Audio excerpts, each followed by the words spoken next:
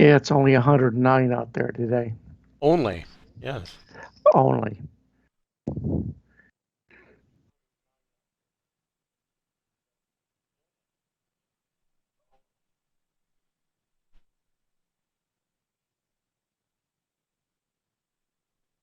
Yeah, we only got up to like 90 today. 90, 91, somewhere in there.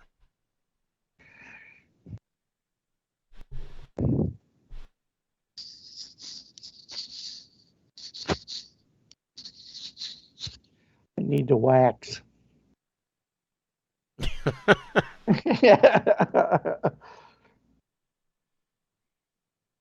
It's getting in my mouth. Oh yeah, that drives me nuts. Immediately start reaching for scissors or the clippers or something. I wait for the wax because we're going to grow it out to our ears. Yes. What else you do when you're 70? Right. You Yeah. grow a mustache. Right. Exactly. Yeah. I'm surprised by how many men in this area have these. I live in a retirement community. It seems like half the guys are growing mustaches. Right.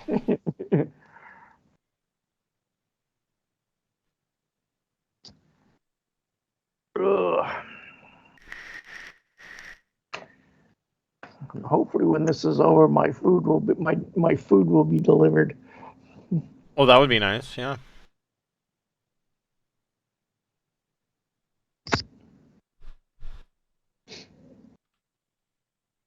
Well, let's see. Should I make scotch, bourbon, or brandy? Hmm. Scotch is always good. Well, that's not entirely true. It's not always good, but usually it's good. Name a time when it's not. Well, it depends really on the brand. I mean, what I've discovered about I mean, Scotch there's is something besides Dewar's. right. Well, and what I've discovered with Scotch is that there's no such thing as bottom shelf. There is, but you really should just ignore the fact that you know anything about that.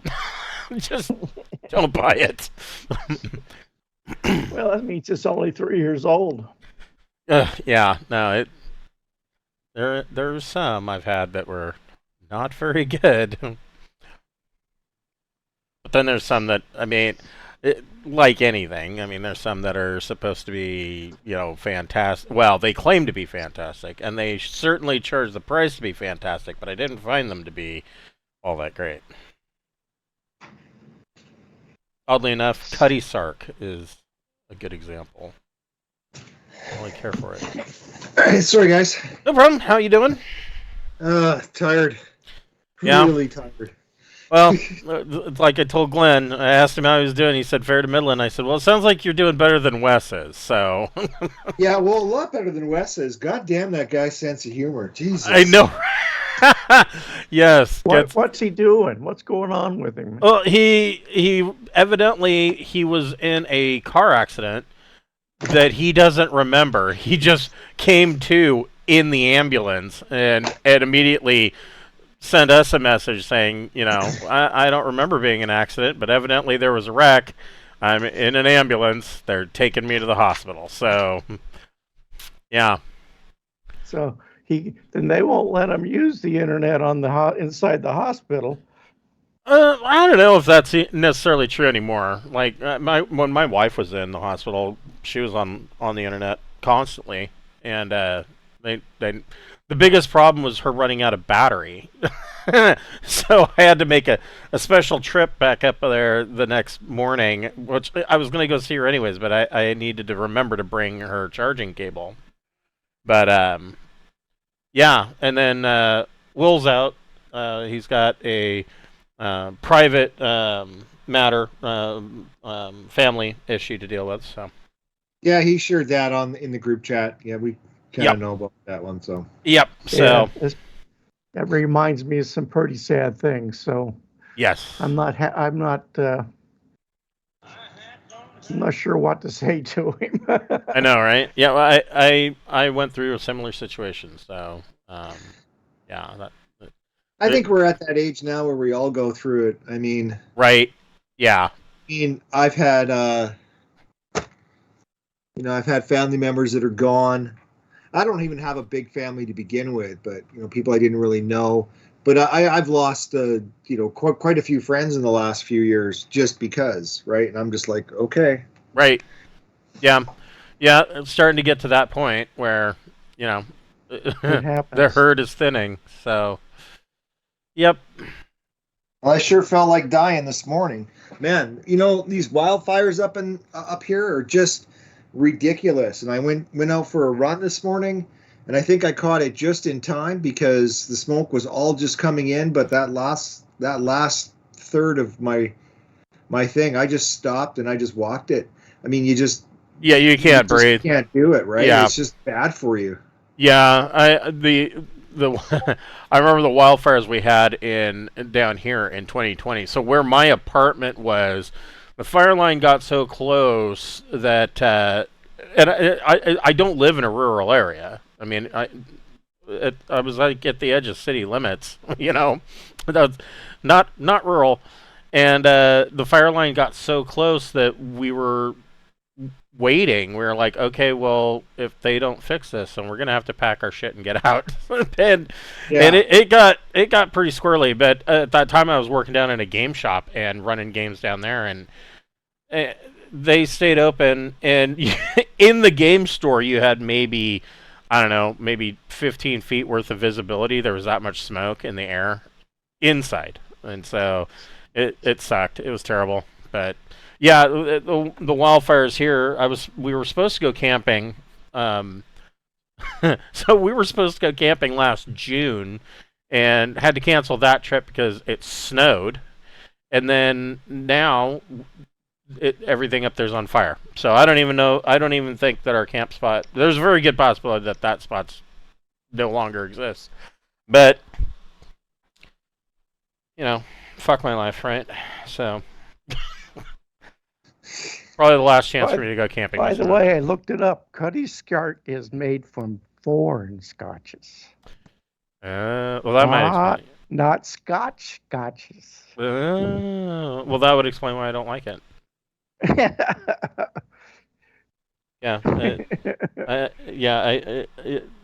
That one was. So the weird thing about Cutty Skart is that to me, and this is gonna sound really weird, it tastes oily, like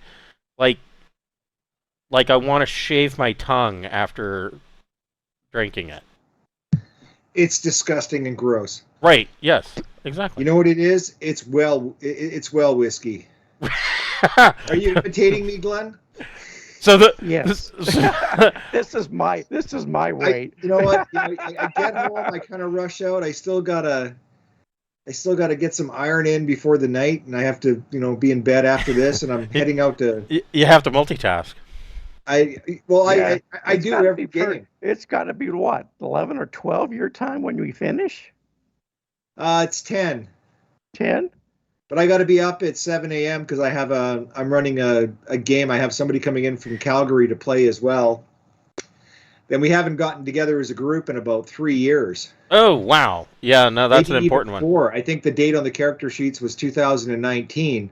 So we're finally all getting together again. So I'm going to go out to Stony Plain and I'll DM that. And I think Jason usually puts it up on Twitch anyways because he used to get a lot of likes out of those crazy games. So nice. Well, that brings me to our game. Welcome to Deepnight Revelation. We're back after having 2 weeks off. We are down a couple of members due to unforeseen circumstances. But we are going to trudge on with George and... are you Randolph in this one? Or are you? No, you're Randolph in this one. You're Gregor in the other one. Yes. With George and Randolph carrying the torch and moving the mission forward.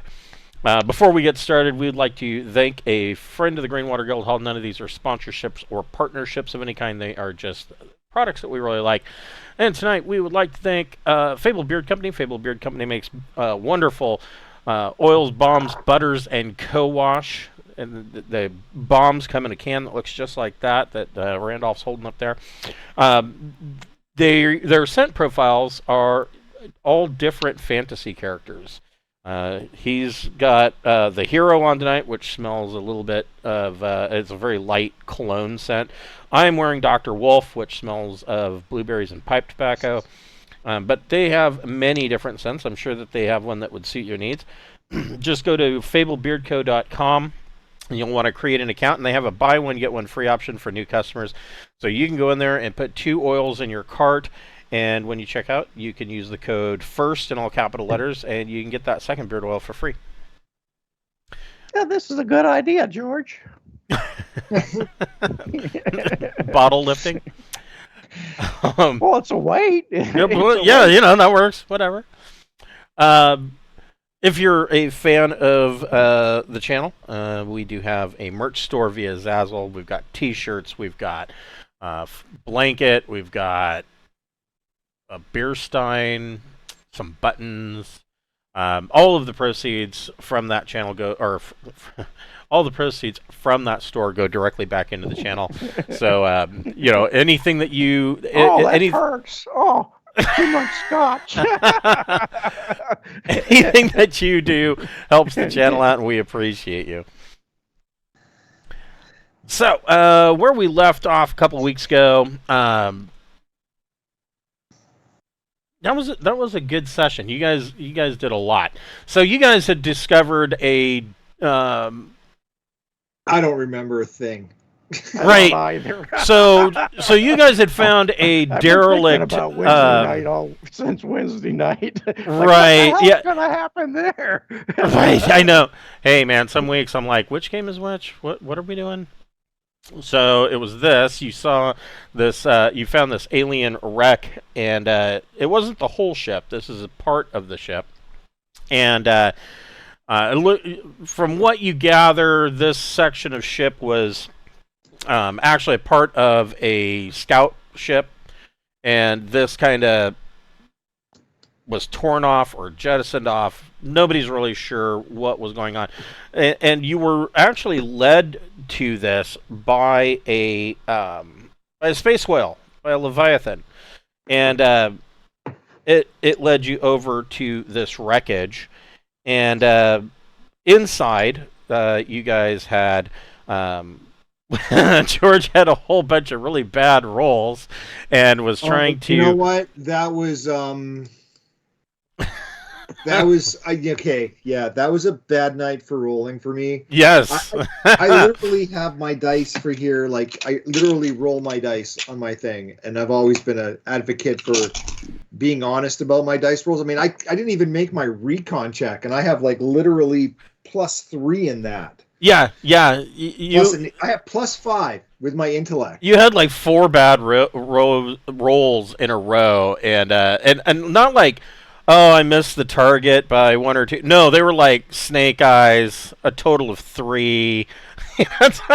They were just horribly bad rolls.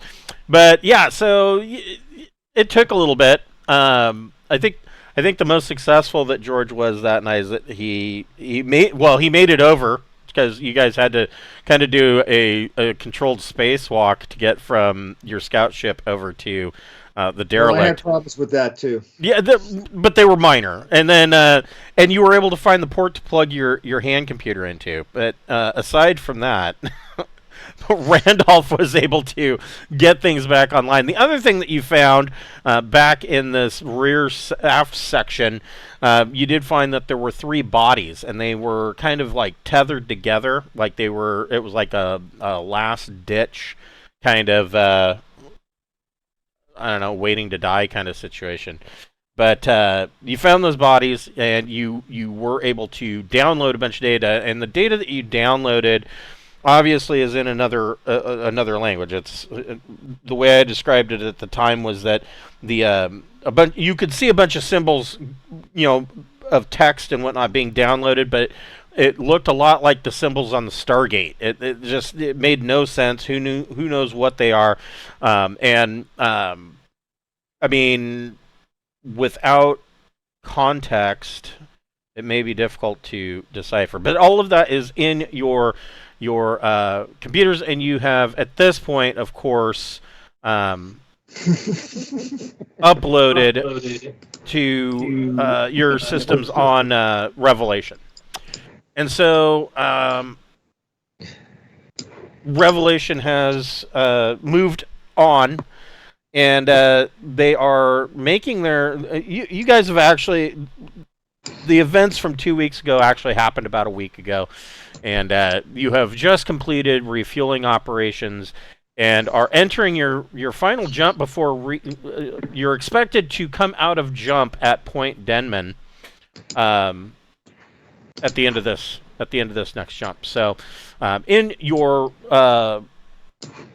so actually before we move forward too quick, so yeah, so Revelation is making its last jump towards Demnan, and you are going to be in jump space for roughly a week, and going over some of the data. So stuff that you found out about the derelict. It was a TL9 roughly ship that was also jump capable. The crew were roughly humanoid and comfortable in similar atmosphere and gravity conditions as humans. The ship that you had found was probably about 4,000 to 5,000 tons in displacement, but given its low technology, it was probably an exploration ship and not a freighter or warship. There was no other wreckage, and the damage suggested a catastrophic jump emergence, not a collision or any kind of combat. You guys did do a fairly detailed search, and you found that ripping things out of the wall. Yeah, you found that the ship had. This is the other interesting thing. The ship would have what could be determined as standard electronics. They were clearly developed without influence from charted space, but they were electronics that you could understand and that you could use. It took you a little bit to figure out what button does what and how it was labeled, but once you did some experimentation, you were able to figure it out. The other important thing to note is that you did not find any sign of contamination from the Deep Night entity. And there goes my camera. Try that. There goes you. There we go. Keeps, I don't know, something with the way Roll20 does their shit, that my camera like just all of a sudden loses focus. Looks like somebody smeared Vaseline over the lens. So other stuff. So in the week that you are traveling to Demnan, of course, Bocephus is able to do an he conducts autopsies on these corpses, and he finds that the crew of this derelict, they are humanoids. They're a little bit smaller and more lightly built than humans. They have a reddish-brown skin and a covering of something akin to a cross between scales and feathers. They have 4 fingers and 2 thumbs on each hand. They seem like they're highly dexterous. We're highly dexterous. Or were highly dexterous. Were is the optimal word there, yeah. Yes. They were, were, as their pronouns go. It appears that the data that you found, there is some indication that these guys were clearly explorers, and that they originated hundreds of light years away. Which, this ship that they were on was only, Randolph was able to determine that the ship was only jump 1 capable. So these guys were out in space for a long ass time. And almost as long as us. Yeah, I mean, well, I don't know, hundreds of light years at jump 1, man. That is a lot of weeks. So these guys, you don't know. That's about all that could be really determined. Other than, like I said, you've got some graphics, and clearly it's some kind of star chart, and they originated. If you're able to read this map right, it looks like they originated somewhere in a system, somewhere along your route. I mean, it's a long ways away, but it is along your route that you are taking. And you know, the computers on Revelation, of course, are going to be parsing through all of the data that George downloaded, and you're hoping that it'll be able to maybe, I don't know, come up with some kind of alphabet or something, or maybe determine common phrases, things of that manner. But it's not going to be able to, because it's reading the text, it's not going to be able to tell you how to speak the language. But it can at least try to extrapolate some meaning from some of this text. Maybe what some of these symbols might determine. So then my question is there anything else that you guys want to do while you are in Jump Space? I want to know if the captain and the XO are teetotalers. That's No. fair. I wouldn't say that the captain and the XO are teetotalers. I assume they're not positive about getting smashed on duty. Well, yeah.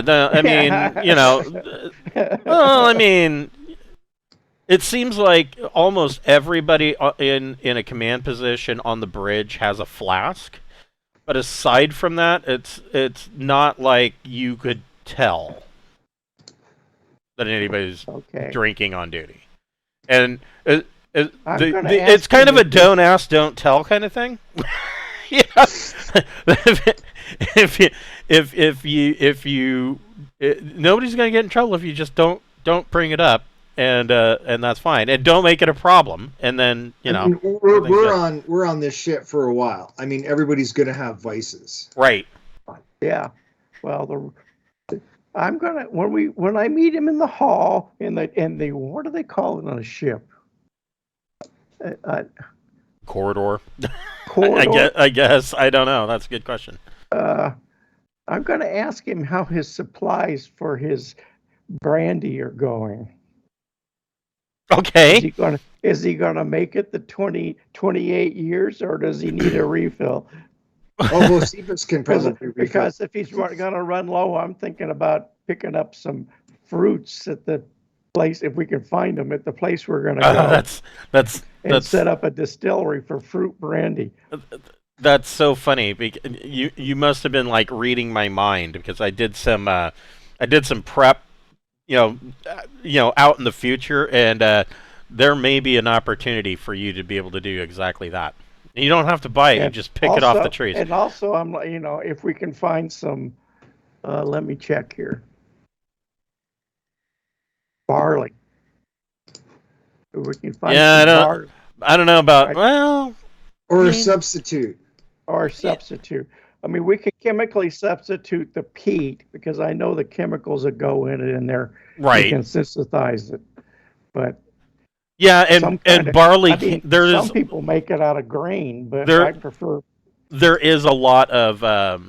There's quite a few things that can be substituted for barley. In my opinion, are not quite as good, but it can be done.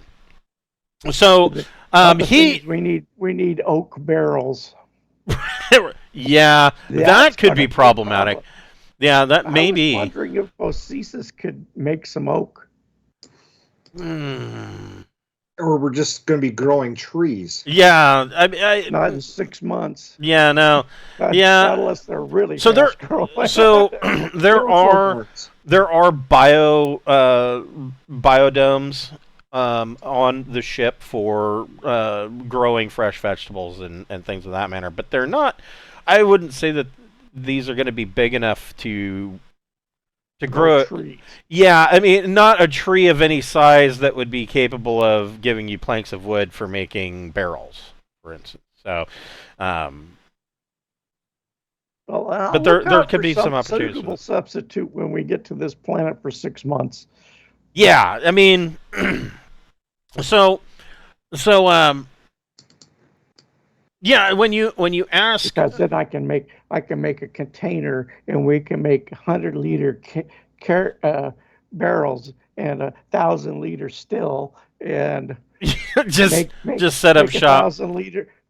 Put it in a container with a high CO2 environment, so you don't have so much fire hazard from the ethanol in the air. Yeah. And you have to wear a breather to go in there. That'll discourage people from going in there and trying to take some too. I don't know if you remember. Jesus, why don't you just start your own little meth lab too? Hey, Keep everybody happy. it's only I'm for a chemist. medicinal purposes. I can do that. I'm a chemist. I know. The high CO2. I don't know if either of you remember. Do you remember in the early '90s when so David Letterman used to do these idiotic stunt things on his show, and he had a skit where he put on a suit that had Alka-Seltzer tablets all over it, and he jumped into a tank of water, and not realizing, nobody really thought about the fact that the fizz from that is giving off CO2, and he almost asphyxiated. He could not, even with his head above water, he couldn't breathe because that gas was just over the top of the water, and yeah, that was he had to take like a week off or something like that. It seriously messed him up. Seriously stupid. Yeah, right. Well, I remember I was watching it and I was like, that's not a good idea. That's a terrible idea. What are you doing? Yeah. So, so are you asking the captain this, or are you asking the XO? I'm asking the captain first. Okay. And if he's okay with that, then I don't care about the XO. Right. Historically, the XO is always the bigger boozer, anyways. As long as he's not a teetotaler and the captain, doesn't have a problem, then the XO will not. Well, you probably wouldn't expect for the captain or the XO to have a problem with it, because you already know. I mean, they're aware of the little cubby holes and minor I guess you could say black market that's sprung up on the ship since having left Gakura Naval Base, and they have a very also we have the typical ship's grain alcohol facilities. Right. Well, they have they aren't good for after dinner drinks. Yes, the best liquor that'll make you go blind. They have a very logical approach to it. So the reality is that for any society to be successful, whether it be a city, a town, village, town, city, or the crew of a large ship like this, there has to be a release valve, and so that usually takes the form of some kind of contraband, black market, and they're basically, they deal with that with a light touch. I mean, it's technically, in most cases, against regulations or against the law, but in order for things to succeed, it has to exist. And so you have to kind of juggle that and be very careful. And that is kind of the thought process that they've taken as far as command of Deep Night. And so how convenient. They already have barrel storage. So when you ask him that, he kind of cocks an eyebrow and he says, "Why do you ask?" And I'm asking because I'm wondering if we should set up a facility for making fruit brandies if we find fruit, or a scotch if we can find the right ingredients. right ingredients. Yes. So he's a fine blended scotch, because he is certainly not against the idea. He would say that he tells you that if that is a project that you want to work on, make sure that you keep it under wraps and on the down low, and only bring people in on it that you know and trust. Because if word of that kind of thing gets out on the ship, then everybody's going to be basically raiding your still and your supply. And but he says, that's not a terrible idea. Well, I would like to see if maybe we make enough that we can occasionally supply some for the officers' mess, or if we're lucky enough, some for the chief bosun's mate's mess. Right. Yeah. Chief petty officer mess. Yeah. No. He likes that idea. And he tells you essentially, you have his blessing if that's a project that you want to work on.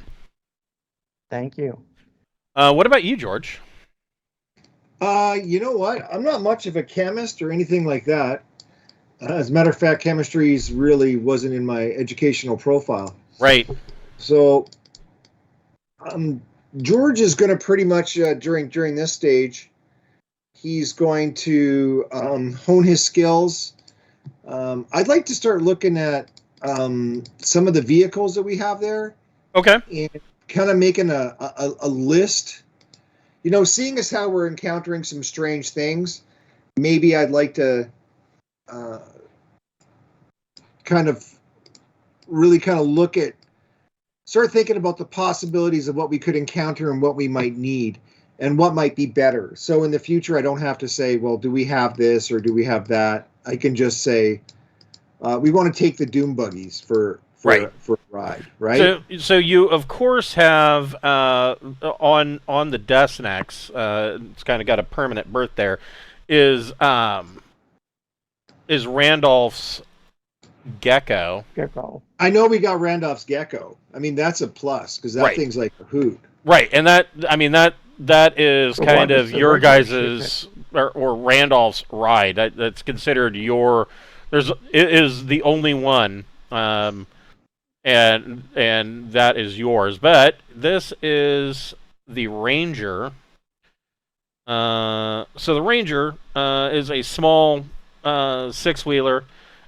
And this back compartment, it can be a flatbed truck, or you can put on this back cargo compartment, kind of another sealed environment, which would also allow you to carry 8 passengers.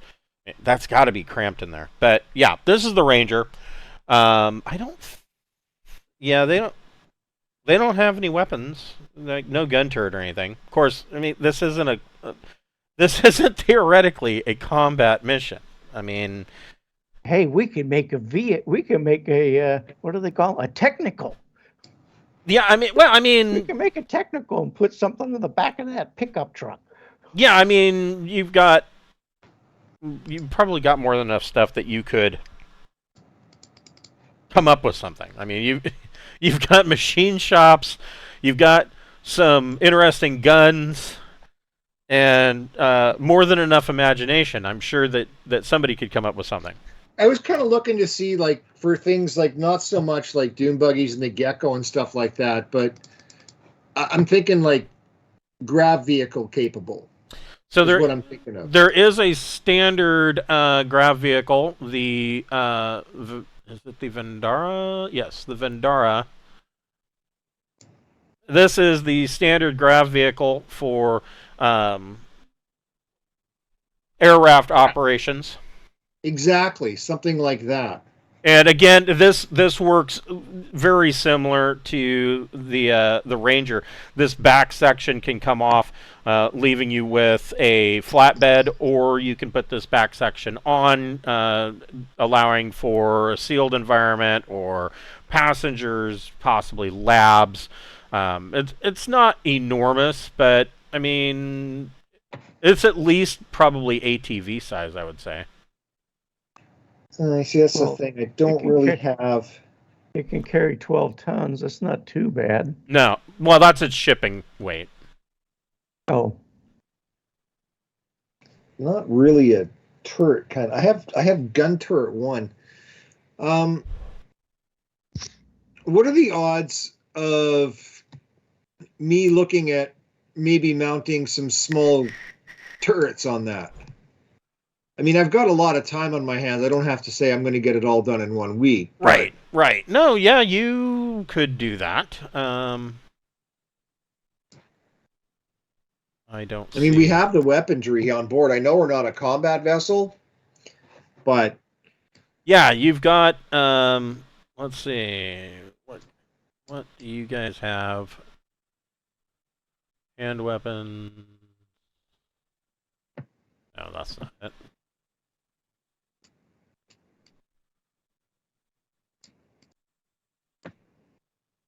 There's long arms. I mean, are there any sort of replacement pieces for any of the outer weapons that we have here? Yeah, and you can, of course, with those, you can manufacture some stuff too. I mean, I've got mechanic 2, and that sounds like something mechanical up my alley. Yeah, so I mean, Gonna make a hot rod out of this thing. so this is the standard. This is the standard laser rifle.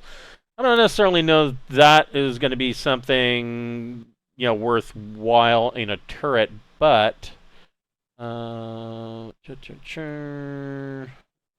some other stuff. Let me. I don't know. Put a pair of them on a.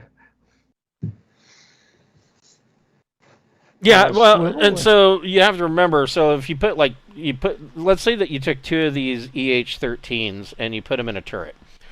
That doesn't make Yeah, that I'm good with that. That looks good. That wouldn't make it like 5. You wouldn't roll 5D plus 4 for each one. Instead, that makes any hit with that 5D plus 5 because it's plus 1 per weapon. But hold on, there might be even better option. Let me see here. You know what? Something like that would work out really well for what I got kind of in as a plan. So what I'd like to do, if you wanted to know what I'm going to work on, I'm going to work on the Gecko first. Okay. I'm gonna mount one of those on the Gecko, so we have a weapon. Okay. On Randolph's Gecko, and then I'm going to look at mounting one on the on one of the grav vehicles. So there is, and why isn't that showing up? Let's see here. Dun, dun, dun. Sidearms 2. Hand weapons. That's weird. Okay. Now let me look in my folder because there is a bigger gun. No, I think I don't want a bigger gun. I want something like that's not huge and obese, but something that could fend off the natives more or less, right? Yeah, those would do it. And that's perfect. Like mount one of those on the Gecko, so we have some kind of a. It's a lot easier to mount when you fire when you have something that's stable underneath it. Right. Than trying to actually shoot out the side of a moving vehicle. Have something mounted. Right. Here.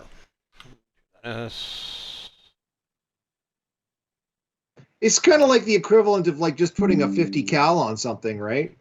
Actually, yeah. More or less. I mean, this probably. I don't necessarily know if this would be more like a 50 cal, but I mean, Something. dual though, right? laser rifles is going to be. Um, it's going to be effective, I would think. Other than the fact that they don't have any kind of auto fire. I don't want auto fire. You can just like climb up in that and just shoot away. Yeah, There we pretty go. much. Got to practice these. Got to get these fingers in shape. or is it? Or is it? Yeah. Is it one of these? Or is it one of these? Or is it just, I'm just going to pull on it? So there is.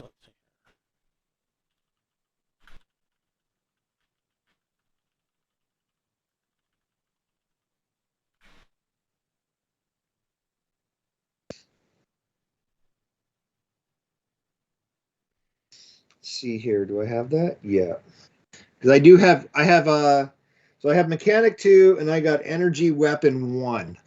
Perfect. So there is this that is available on the ship as well. But this is essentially a stripped down PGMP.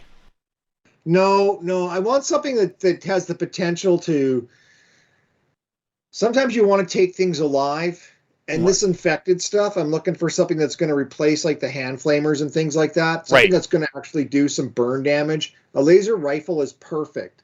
Yeah. You know what? That's the way I want to go. Okay, so laser rifle all the way. Yeah, so this will be a obviously this will be a task chain, but we can get that started by you making a mechanic plus intellect check. Since you will be basically you're designing and in the machine shop coming up with the gimbal mount. I have a super high intellect, so that's why I choose things like that anytime I have a chance to use it. Right. Do you want a picture of that before I touch it? Did you roll 6s? Yep, I did. Nice. Yeah, double 6s. Okay. So then make. That's better than last time. Yeah, it is. So. Yeah.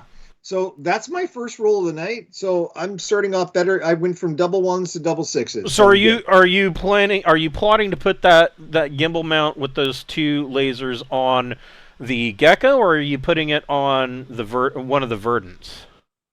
I'm going to put it on the Gecko first. Okay. Yeah, because we're taking them with the scout ship. Right. We'll probably discover fungus first there.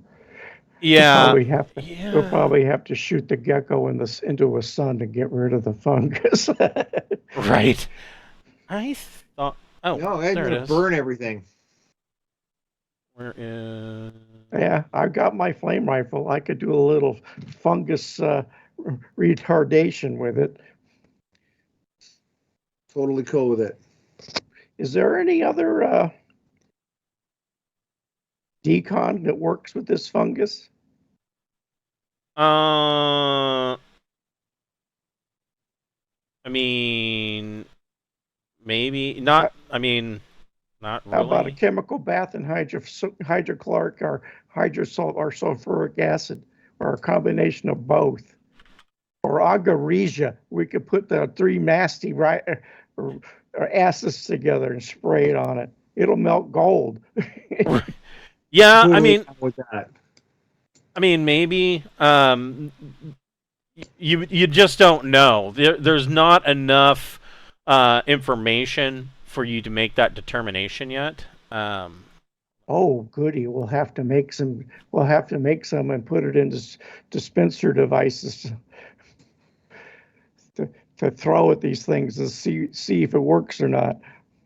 Right. Do I have a grenade launcher? I don't know. Hold on. I want an RPG-7 with a with a liquid dispenser device. Or maybe the new RPG-30 that they were using in Ukraine, which is interesting. It's probably the most interesting weapon the Soviets are using now. Or excuse me, the Russians. They're not Soviets anymore.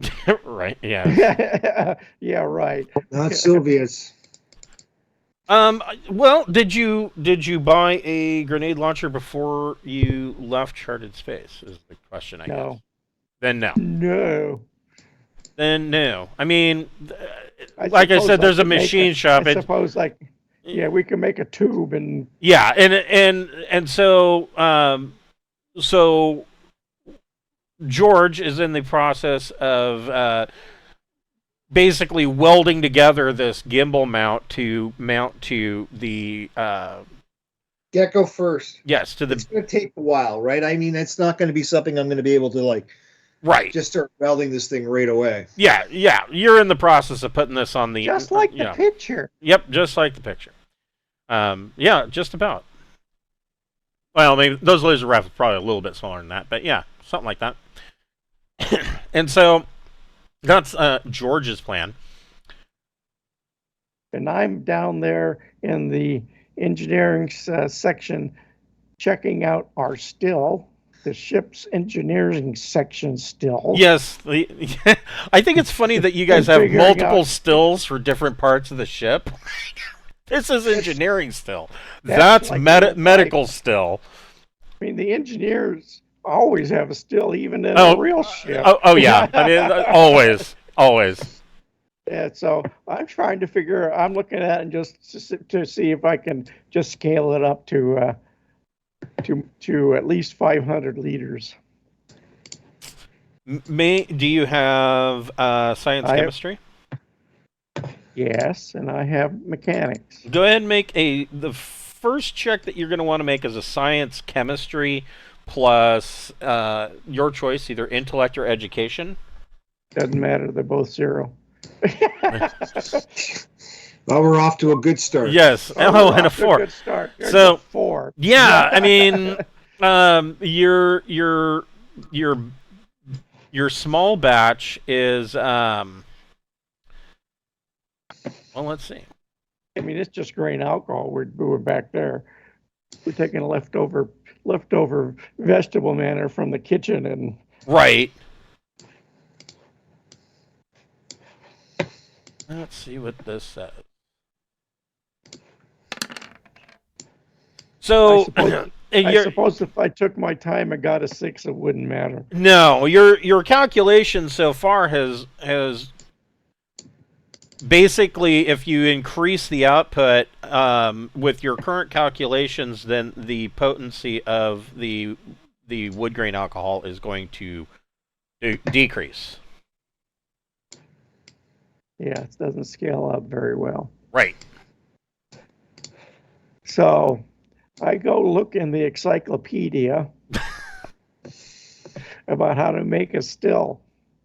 Okay. Yeah. So you are researching. In fact, I'm actually looking in the 1890 version of the Britannica because it has schematics and drawings for how to make everything from that was made in 1890. Right.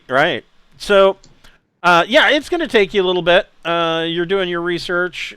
George is welding, but the week passes by, and you come out of jump.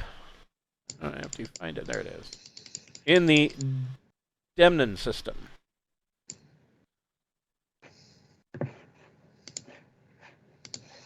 Whoops. Luckily, okay. Our maps will be getting a little bit better. If I can get it to. There we go. Not trigger my OCD. Which one? Where are we going on this thing? So when this is the Demnan system, and this is a terrestrial body. 2 is a large gas giant. 3 is a inner belt.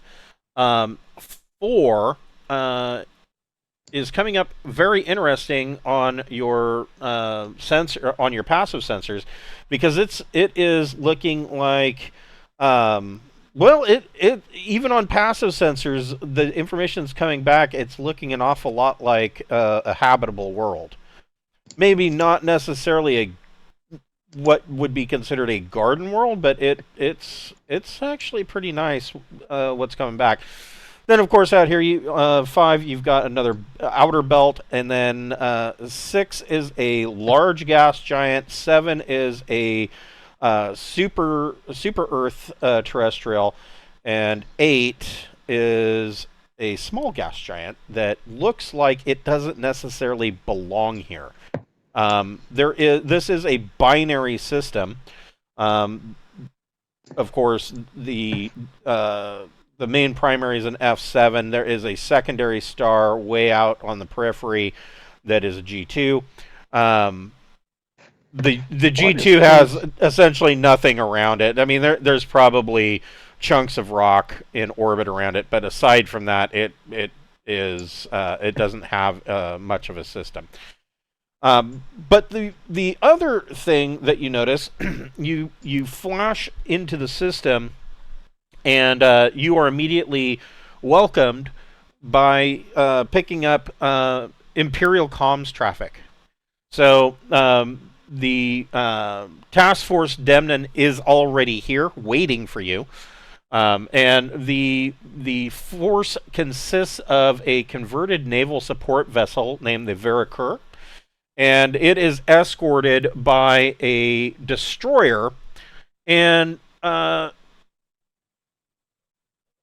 will allow both of you to make a recon plus intellect check, but Randolph, you get to make that with a boon. So roll 3 dice and take the 2 highest.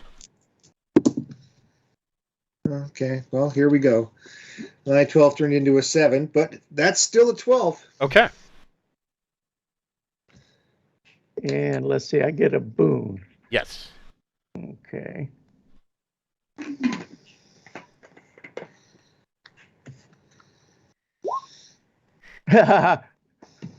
Okay. I get a 5. I get a 5. So It's my turn to roll terrible. Rough. Snake, 2 Rough. 1s. So Randolph doesn't really notice much coming in on the sensors. George, you're on the bridge. You do notice something. It immediately. Not that you're any kind of naval expert, but I forgot the +2, so I get a 7. Okay, well, okay, a 7's enough. So at least I know something happened. Right. So you do notice that you have never seen this make or model of destroyer before. And George, you note that with your 12, you note that this is a new class of a new class of destroyer. Well, that looks pretty ominous. Yes, and so this is a brand new class of destroyer. Essentially,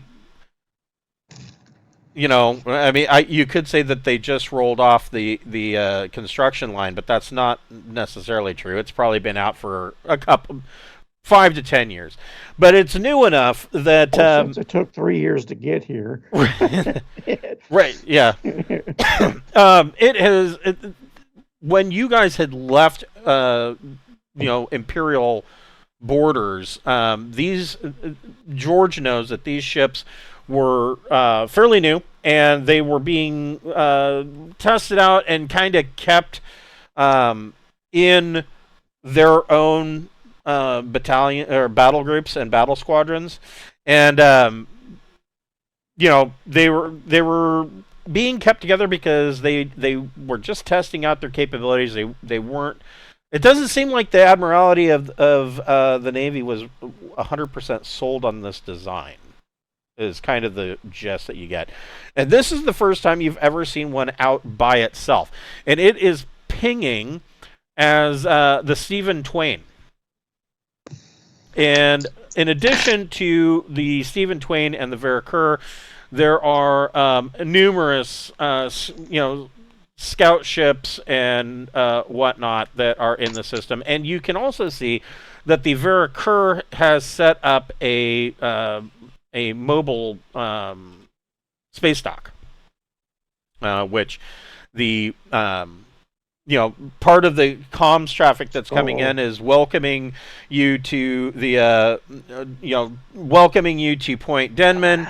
That the captain of the Stephen Twain has invited the command crew of Deepnight Revelation over for dinner and welcoming you in, and he's willing to give you kind of the rundown of what's been going on or what they've been doing since they've been waiting for you since they got here. And the other part of the comm traffic, of course, is green lighting Revelation to dock in the space dock. And so the plan is that our ship is like probably the size of their space dock. Yeah, well, I mean, this is essentially what that space dock looks like. And so and you knew that this was coming. So part of this, the reason why Task Force Denman was sent out probably, a year ahead of you, is because they were to get to the Denman system, set up a mobile facility, and when you guys got there, what the plan was that the Revelation will undergo an overhaul. And they will resupply you, and send you on your way. They expect that the overhaul process will take probably 3 to 4 weeks. So you will be. We're going to be here 6 months. Yeah, I was wrong. It's 3 to 4 weeks. I mean, they're not doing a complete overhaul, or they're not doing a complete refit of the ship. They're just doing an overhaul of some of the systems. And hopefully the jump drive. Well, the jump drive's still going to be J4. You're not going to be able to get around that. But I mean, when I say overhaul, it literally is that. They're essentially changing the spark plugs and a couple of the filters, and then they're going to kick your ass and send you on your way. But you are invited over to dinner, and so you guys, of course, kind of go over, and you are given a tour of the Stephen Twain. This is. I want one for my birthday. Right. These are the deck plans of the Stephen Twain, and the captain is quite proud of having been chosen to be a captain of one of the newest destroyers, and he's also proud of the fact that the Stephen Twain is the first destroyer of this class to basically go out on a convoy mission like this on its own. And so he gives you a how big is this thing? It is 3,000 tons. Yeah, I want one. Yeah, 3,000 tons with a streamlined and reinforced hull. I always wanted to go see Alpha Centauri. Yes. Yeah, 3,000 tons with J4. That's That's an impressive ship. Yes. Yeah. We need one of these on Wednesday night. Right. Lots of triple turrets. Yeah. No. I saw this. I was like, this is a pretty nice ship. I mean, it doesn't have a spinal mount, but this is pretty nice boat. That could be fixed in the next version. Well, I don't know. 3,000 tons is kind of small for it. I mean, you could do it, but it would be a pretty small spinal. It would be a pretty small spinal mount. So, Well, it does have 2 meson screens, and it does have 4 nuclear dampers. right, yes. So, I mean, it So can. do you really need a spinal mount? You've got enough armament in there to do some serious caca damage. Well, the Meson screens and nuclear damper. The Meson screens are kind of like shields. They protect against Mesons, and the nuclear Yeah. damper would protect you against nuclear missiles. So, I mean, your defensive capabilities are pretty rock and roll. Well, yeah, because you have all your point defense batteries as well, too, right? Correct. Yeah, it's got sandcasters and what, pulse lasers? Pulse lasers and repair drones, and Yeah, they got a whole room full of repair drones. yeah, and it's got 2-point defense laser batteries. So, and 6 missile racks. So, yeah, I mean, this ship could quell an unrest. I mean, so he kind of walks you around, and it even having been out for a year, you guys still kind of get that hint of new spaceship smell, and so then of course you get into the captain's dining mess, and his private dining quarters, and the ship chef is cooking stuff up. I mean, this is a lot nicer than what you guys are used to. Of course, this is also a naval ship and not a corporate corporate ship. But yeah, I mean, they've got some fresh food, and he does tell you. He says, so just so that you know, he says, of course, all of the dinner tonight is all fresh vegetables, all fresh meat, and it was all caught locally. He says, so if you are, and he tells the captain and the XO, he says, if you guys are looking for, I mean, you've been out in space for a while. He goes, and we came the same route you did. We went through the Beyond and the Vanguard reaches. He says, and most of the systems that we ran into out there, are most definitely not like the Imperium. They, I don't necessarily want to say that they're barbaric, but they leave much to be desired. Why don't you just say it? He says they leave a lot to be desired. They have some problems. He says, but you don't have to worry about that here. He says, so there, if you notice that the number 4 on the map, it is a habitable planet. We've already done a survey, and one of the yahoos on our survey team took the notion and named the planet Breakroom. He says, we do have a ground facility set up down there with some prefabs and a temporary starport. I mean, it's Class E, but, if you want to spend some time groundside, since you'll be here for 3 to 4 weeks, you might as well start mustering people down to the planet, and so that they can get some R&R. Says you don't have to. There's not really a whole lot down there that is dangerous. There's some flora and fauna, but it's very, very sparse. Most of it is, as far as animal life, they're grazers, herbivores. There's plenty of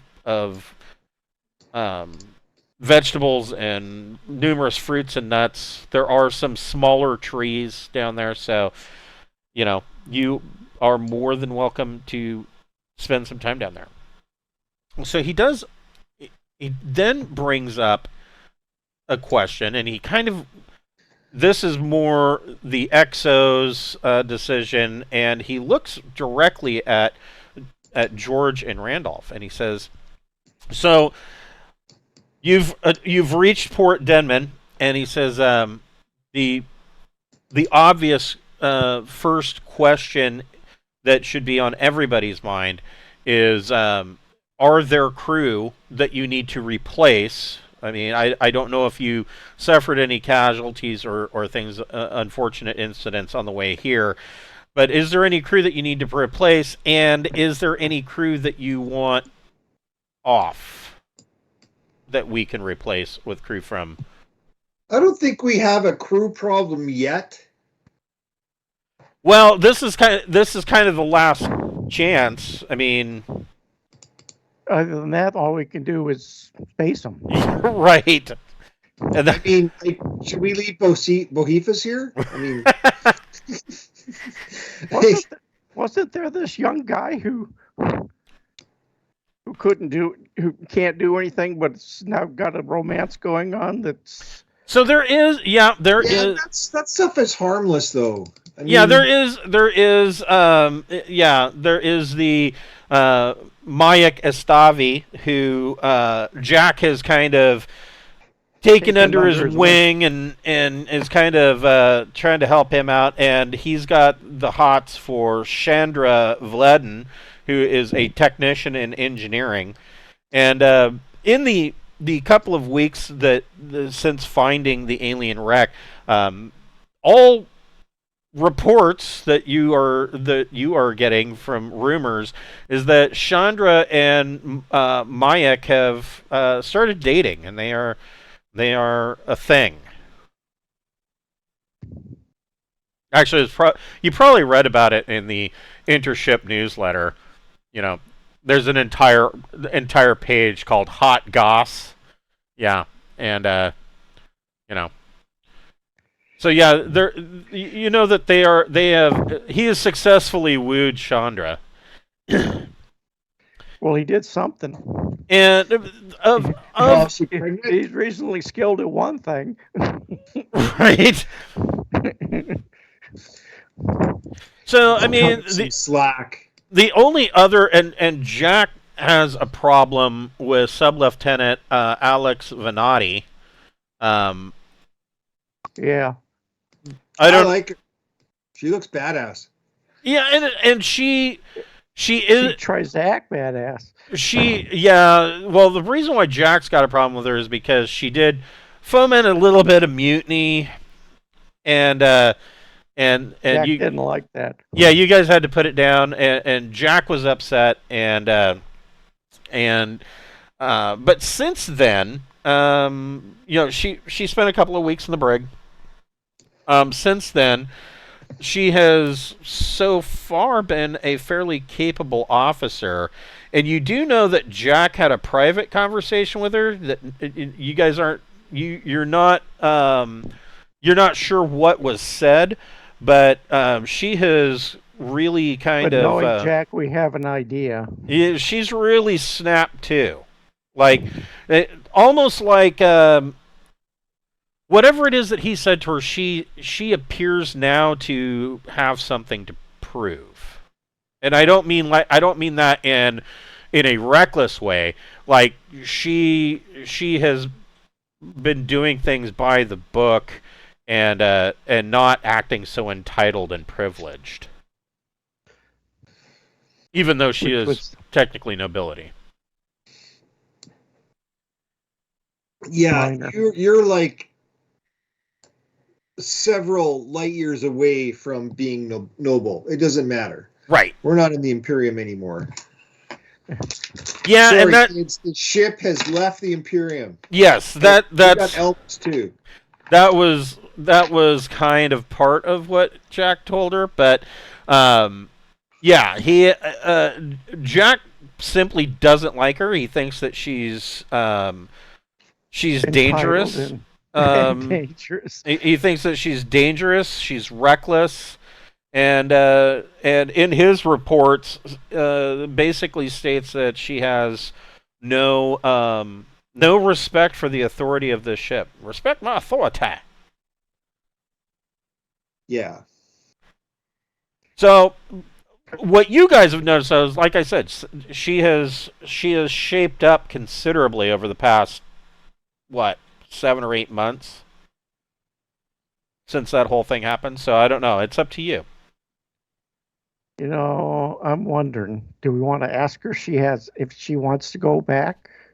I think she'll say yes, because she feels she's losing out on the war. She doesn't necessarily know that there is a war. I mean, she wouldn't have been high enough level to know that kind of thing. I mean, the Duke of Tobiah didn't necessarily know, but he was in a position to be able to read between the lines.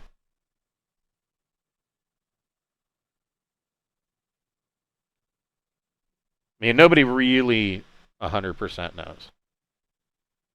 Well, yeah, until the actual shooting starts, you never know. Well, I mean, Yeah, Just like exactly. just like us in China. well, the information that you guys had, the last reports that you were able to get, which was quite some time ago, was that there were Jordani ships that had and not a couple of ships, but like fleets that had moved into the DMZ between the consulate and the Spinward Marches, and so that of course is an aggressive maneuver, and so there's all kinds of assumptions with that, but honestly, she may not even be aware that that even happened.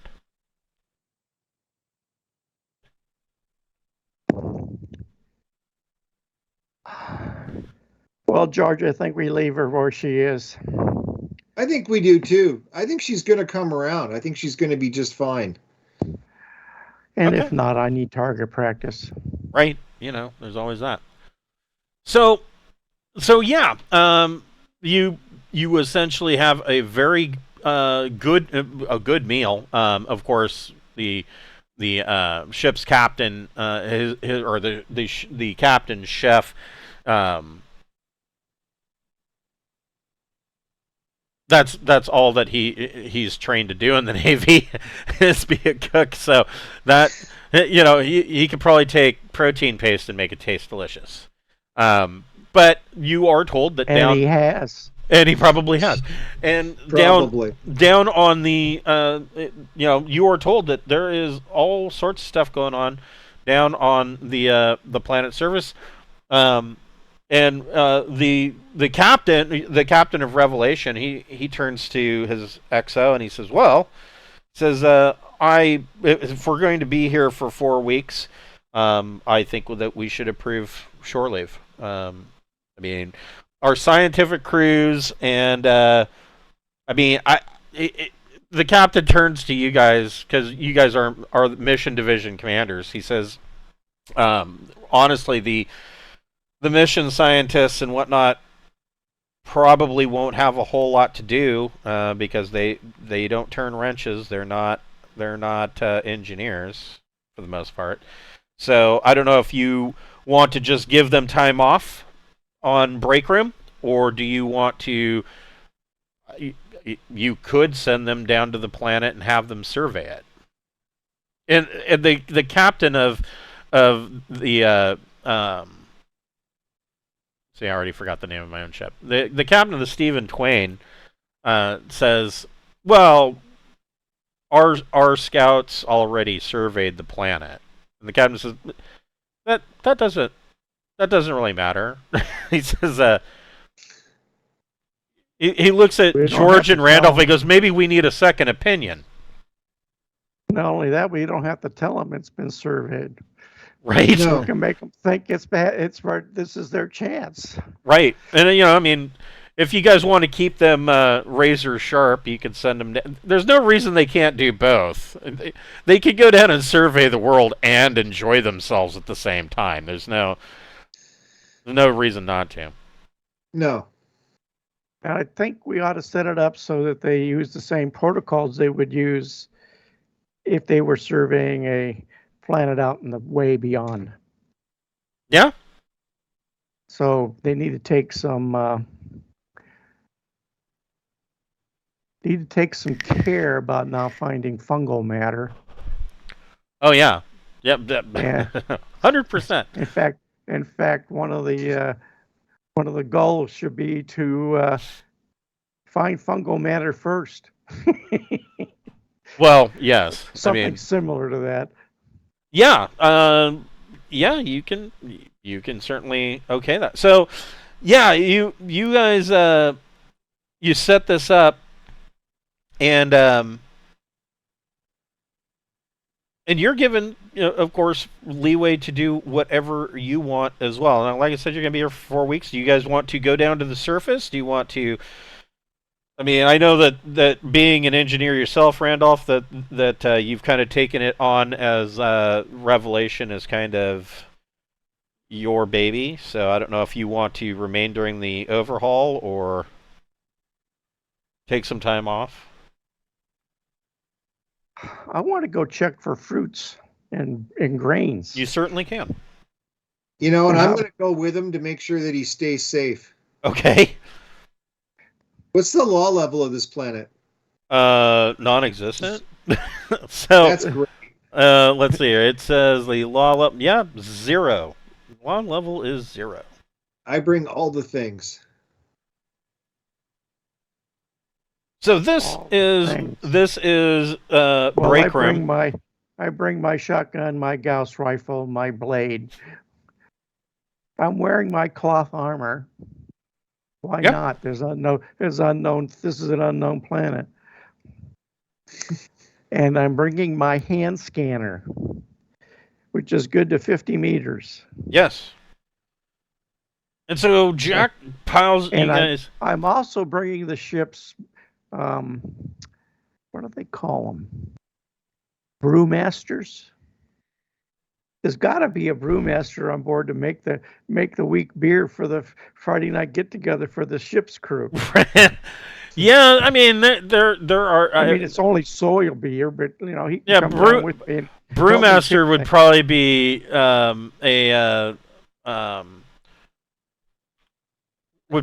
be a much bigger term than what you have. I mean, you have a bunch of amateurs that know a little bit about making beer each. So. And I'm bringing one of the guys that's picking out things to put in the still from the kitchen. So this is Breakroom, and as you can see, their little type or Class E starport here is in a very nice green area of this continent. There is a lot of water on this world, and you are from the reports that you guys have from the Stephen Twain is that there have been there are some sea life, mostly small shrimp-like crustaceans, but there are some fish. Mostly the planet has small animals like similar to rabbits and squirrels, things of that nature. There are a couple of larger predators, but aside from that, I mean, the planet seems to be fairly new. Like terraformed new? No. Or just evolutionary. Evolutionary. So here's do either one of you have electronic sensors? No. Yes. Go ahead and make an electronic sensors plus intellect check. I have it at 0. I've got it at 1. So that is an 8 plus 1 for my electronic sensors, and 2 for my intellect is going to be 11. Nice. So Good boy. So with your 11, as you guys are much better rolling tonight. Yes. So as Jack is bringing you in through the atmosphere, George is kind of going over the sensor readings, and George finds two things. The first is that the first thing that you notice as you're coming into the planet is that off in the distance, and when I say distance, I mean like what? Probably about 10 or 11 light years away. There's a really bright star. Like really bright. Like navigation beacon type bright. And looking at your reports, this would be the star Garva 411. It is an unsurveyed system, but they do know that this is a neutron star, and which is one of the reasons that Point Demnan was picked as your kicking off point, is because this has been used for years as a navigational place marker, and it is unsurveyed. The captain of Revelation has suggested that perhaps once the overhaul is complete, that we do a shakedown cruise to Garva 411, survey the system, and then pop back to Demnan to report, either the shakedown was a success or, minor things need to be fixed, and then we get on our way kind of situation. Now, of course, the task force leader, Point Demnan task force leader, wasn't overly excited to hear that. So Task Force Demnan's already been here for a year, and so they are 100% on board with anything that needs to be done to assist Deep Night Revelation, but they've been here a long time and they're ready to go home. And so, it was like, okay, well, that'll add another week, but that's probably not a bad idea to do a shakedown cruise. The other thing that you notice is that there is some residual background radiation coming off of the Breakroom. And you notice that there is some residual background radiation in excess of what you would normally pick up in the entire Demnan system.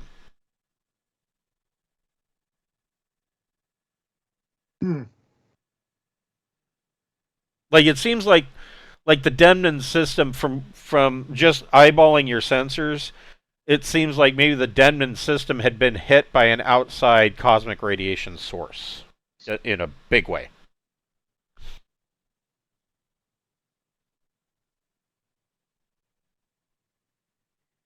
Okay. Well, Randolph, you want to go take a look? At what? For radiation sources? Yeah. Not really. So, my you probably, cloth armor doesn't have any anti-rad capability. well, you may not even need to. Let's see here. I know can we that. Tell it? Is it coming from the? It's not coming from the planet. Some of it is coming from the planet, but you're picking it up throughout the entire system. None of you probably have science cosmology, right? Oh no. I have it at 0. I'm just blessed that he's got brewing. Yeah, go ahead and make a science plus your choice, intellect or education. That's still 0. Yeah. You go right ahead.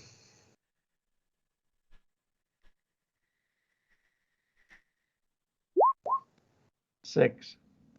So with a 6, you do know that. So you're able to pick up enough information that you're able to tell that it looks like in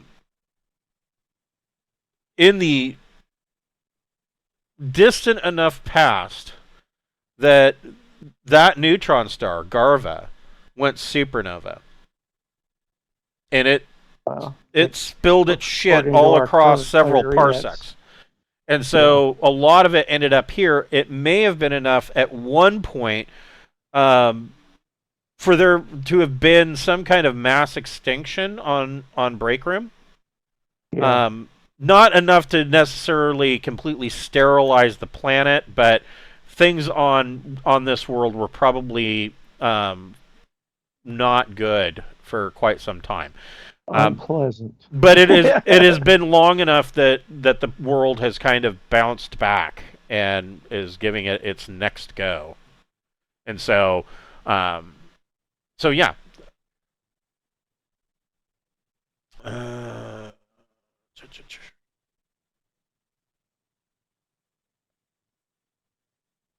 Which ship are we on? Are we on the scout ship with the events? Yeah, I would assume that you probably took Desinex, the Deep Night Scout. So yeah, that would have given you another +2 to your sensors. So you guys set down on and Jack sets the ship down on this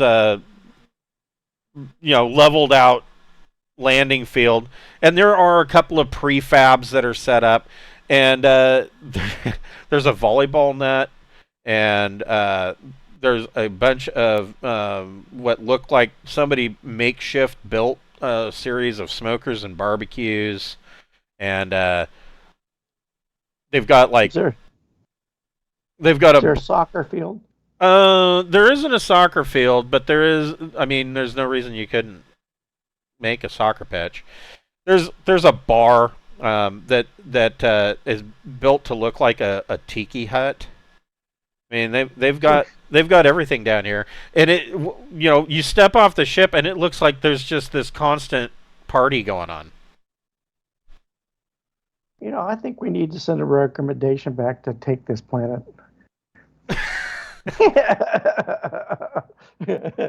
Invade the uninhabited planet. We should make this an inhabited planet, and the crew of these two ships can stay here and start colonizing.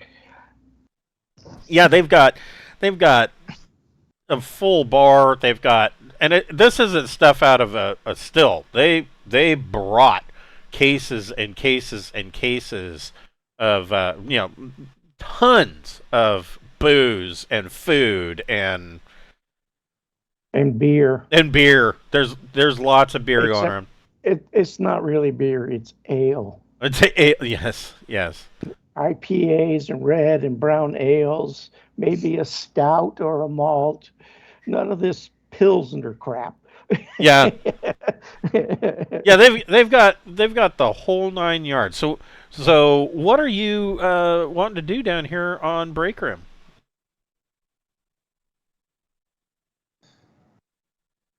Well, let's meet some people. I mean, they got a tiki bar set up. That sounds pretty good to me. Yeah. So yeah. We wander over there.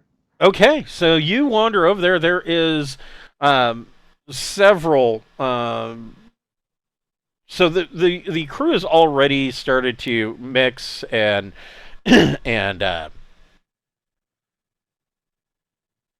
kind of fraternize between the ships, and you get over there, and there are a number of interesting people, lovely ladies, interesting gents, and they are all getting liquored, and you're basically, as soon as you walk up, everybody toasts you and says, "Oh, this is your welcoming party."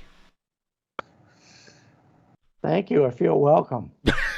And they just start shoving drinks in your hands. So it better be scotch. they got every damn thing. Well, that's or maybe a Canadian whiskey. Canadian, yes, that's my go-to.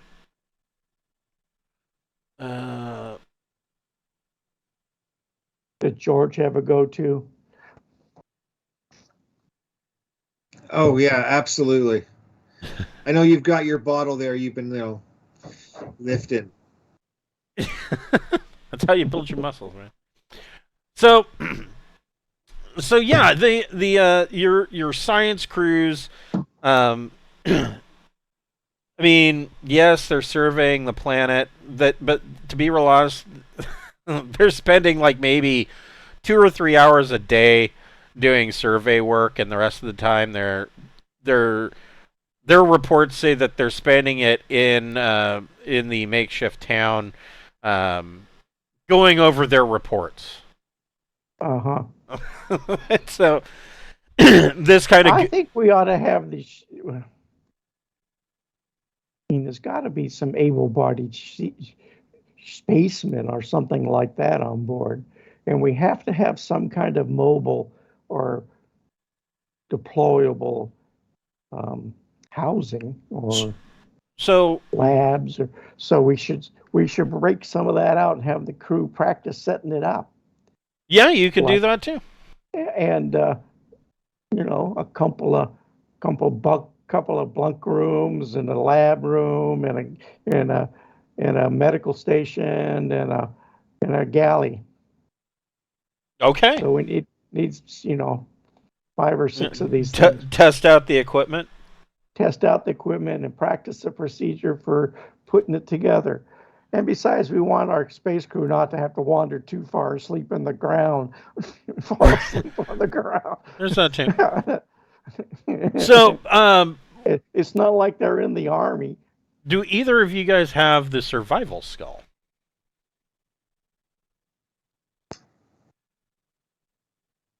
Yeah. I'm gonna. I don't, but I have a wafer. I have a survival wafer. Okay, yeah, you can slot the wafer. So, and the only reason why I ask if both of you do, I don't know if George is helping to try to find fruits, berries, and nuts for the future brandy and brake cleaner still. But he's protecting me from too much alcohol. Right. Yeah, I'm mostly just here to make sure that Randolph's going to be okay. I mean, so Randolph, go ahead and make a survival plus intellect or education.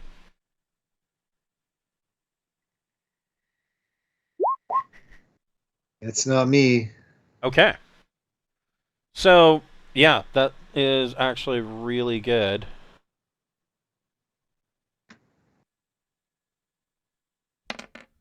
So, over the course of about 3 days, Randolph, you are able to find a number of small fruits and berries that you think, and some nuts that you think could work for your purposes. The only downside, of course, and of course there's always a downside, is that all of these are they're not particularly sweet. Most of them have a bit of a sour, or maybe a little bit of some of the nuts have a bitterness to them, but most of the fruits and berries are quite sour.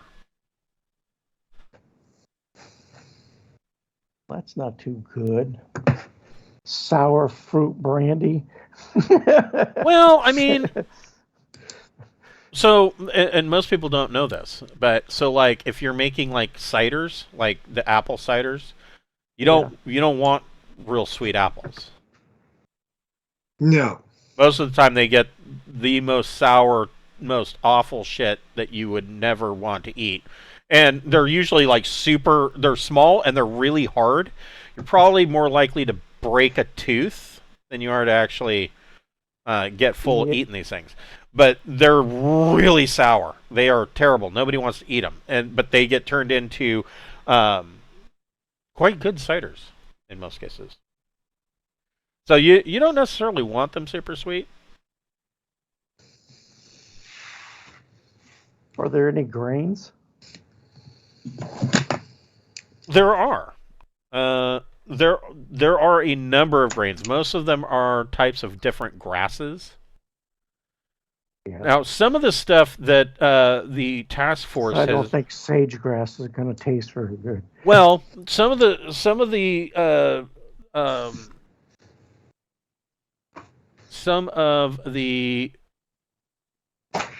I mean, wheat's essentially a grass. That's true.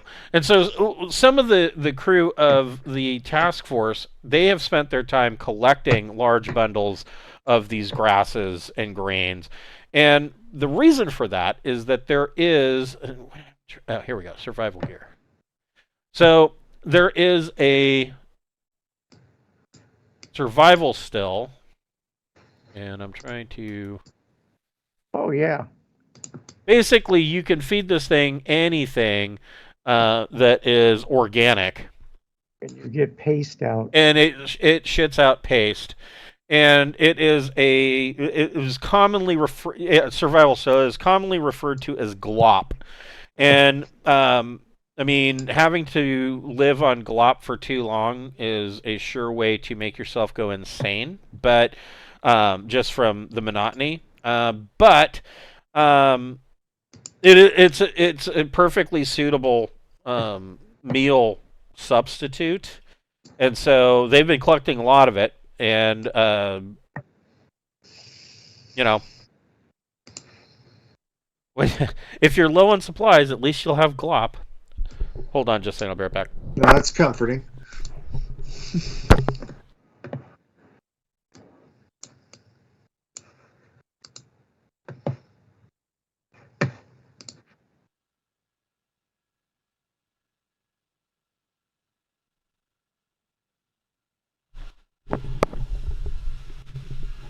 Sorry, my cat jumped up and turned off the air conditioner. That's a pretty smart cat. Wow. I think she's just, I wish my dog would learn how to cook. I know, right? God. So yeah, I mean there are some grains. Like I said, mostly grasses.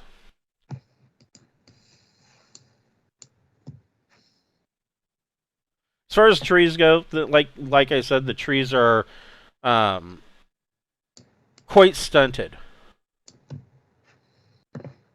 Well, yeah, everybody's had a healthy dose of radiation. Right. Can't go wrong with a little extra radiation in your diet. You know. Helps thin out your blood. Right. You know. You won't have to exercise. Oh, damn, I won't be able to lift my scotch. So yeah, you are able to find some suitable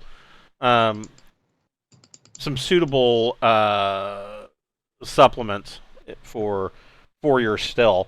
How much of this stuff are you wanting to collect? I guess is the real question.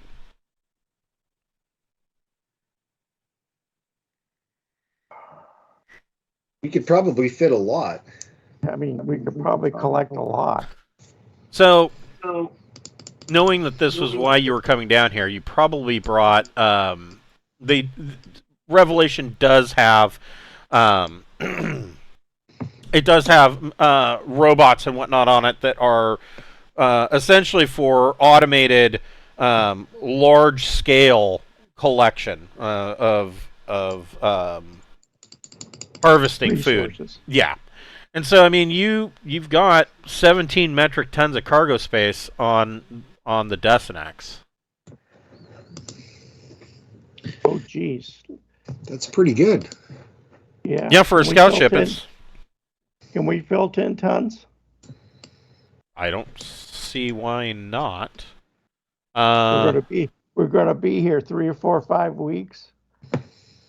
So then, my question is: does anybody have electronics remote ops? 0. Yeah, go ahead and make a remote ops plus intellect or education. I got 0.2 in that, so I'm gonna pass. Do you have intellect or? Yeah, I've got a 13 intellect. That's what's been saving me. Yeah, so maybe you do want to see. Yeah, that gives you a +2. I have a 0. Yeah, so that would give you a +2. And instead of my +1, instead of my 0. I should have let Randolph roll. And we're taking a really long time because we got 5 weeks. Yeah, you can take. Sorry, I just rolled double ones. Man. It's off for me. So yeah, George is having a tough time getting that together. Randolph, why don't you go ahead and make a check, and you can add +2 if you're taking your time.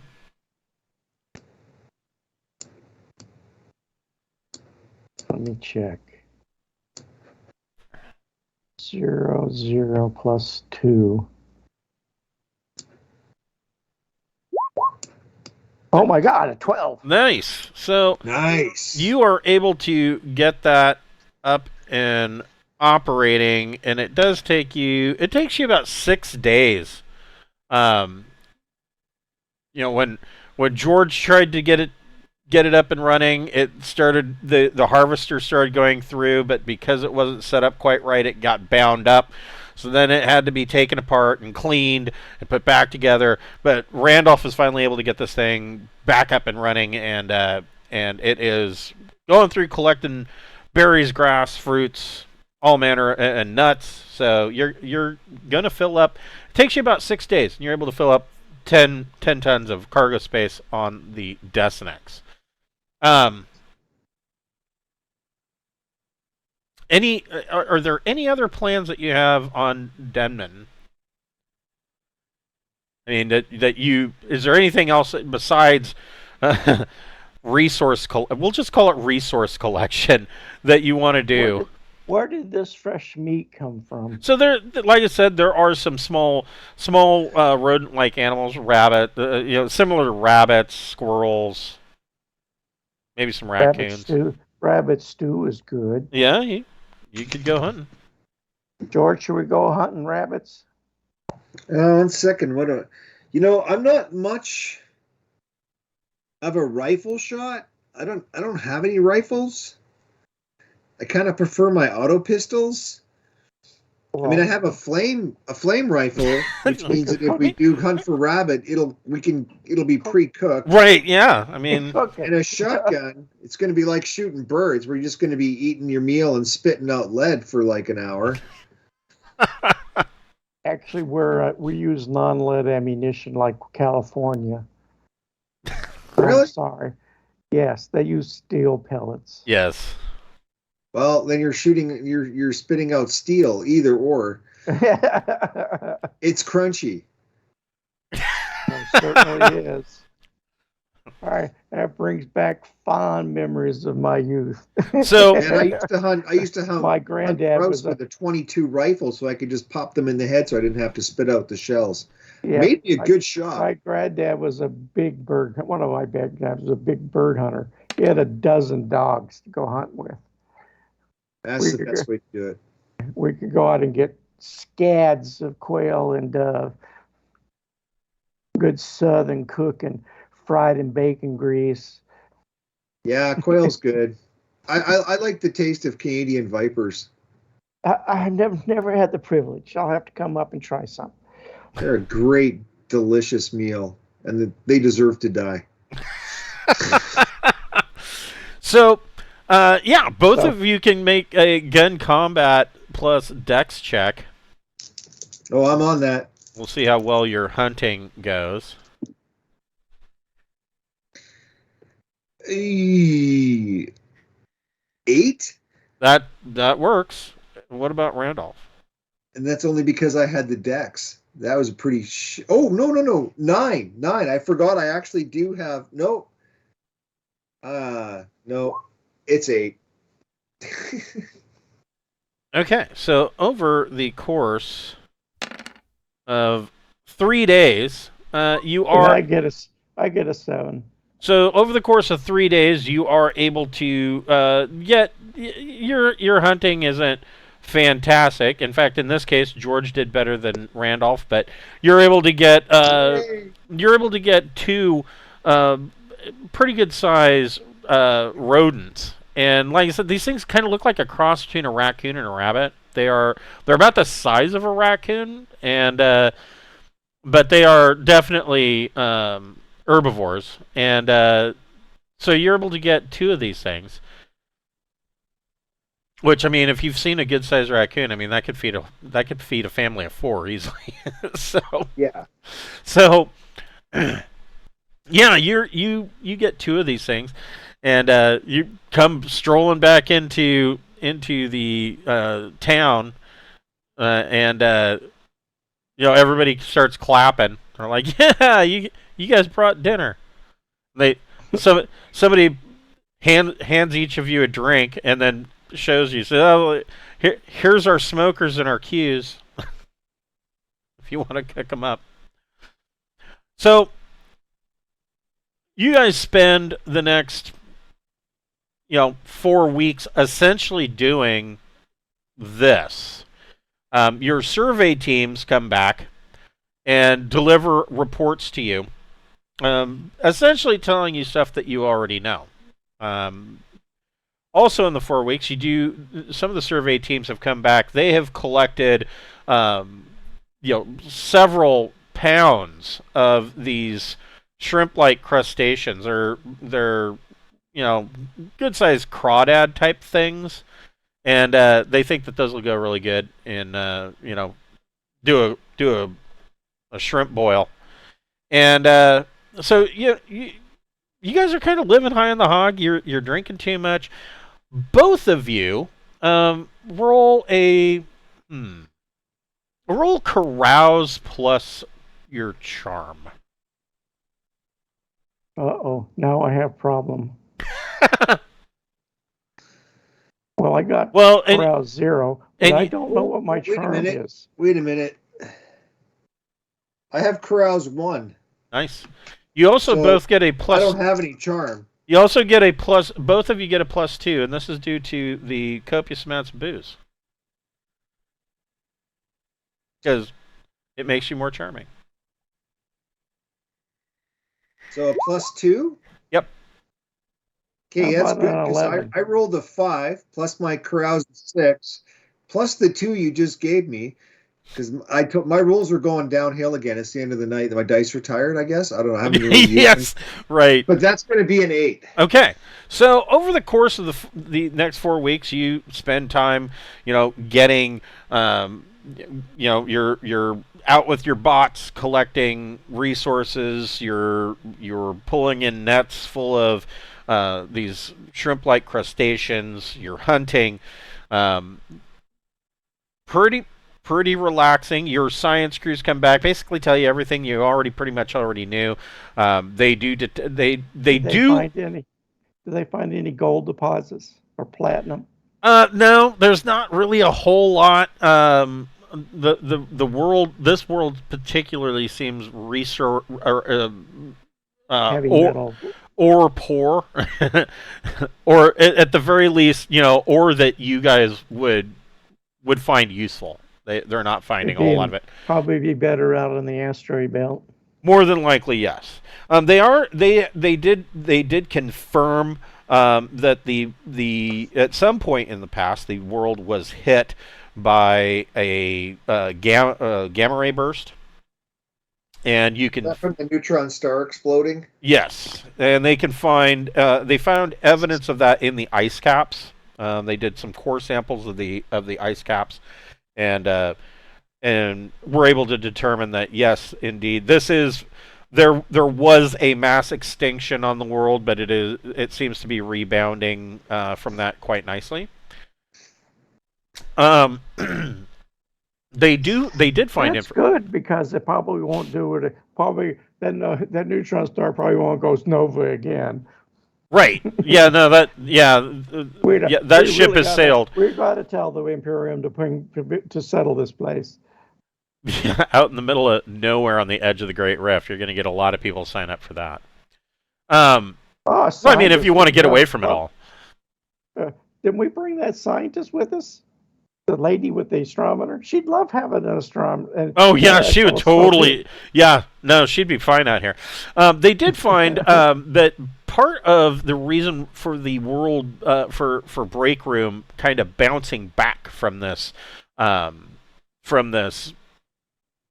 cataclysmic event of Garva going nova, is that it appears that Breakroom specifically was impacted by a comet, and they think that actually blew up enough water vapor into the atmosphere to kind of help rebuild the atmosphere of the world. And so in one of those weird cases of something that would be a planet killer may have actually caused it to regrow, kind of situation. I think it hit right there. Where?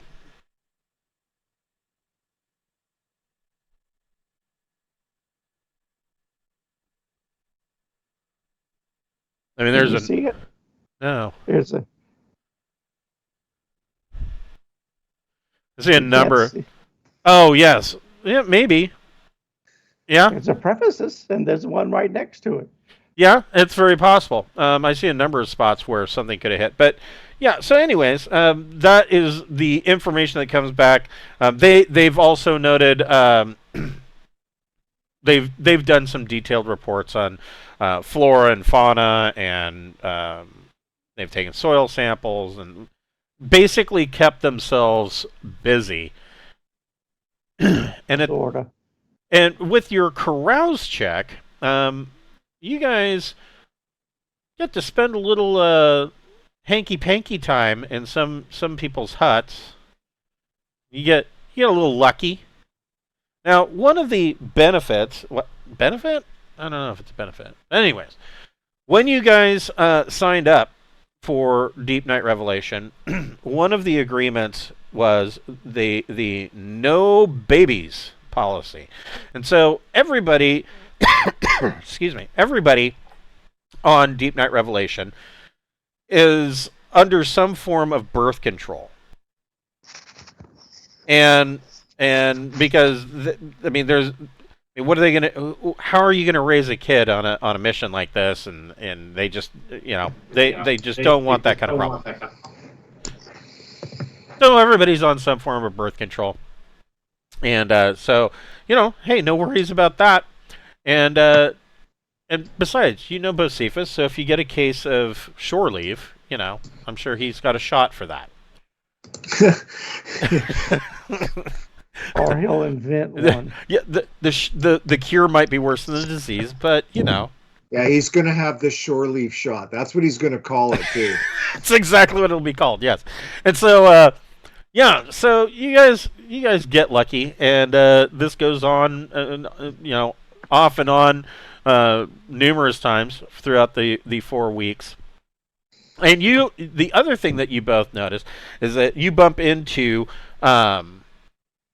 Chandra and Mayak down on the surface number of times.